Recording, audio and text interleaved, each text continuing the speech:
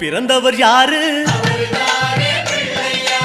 ஆடும் வினையை ஒழிப்பது யாரு?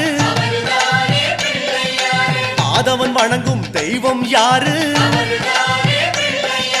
பூமியை தாங்கும் புண்ணியன் யாரு?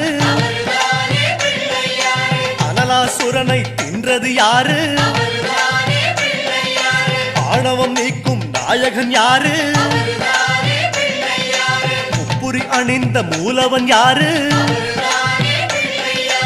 அவரும் வாழ்வது எங்கே கூறு?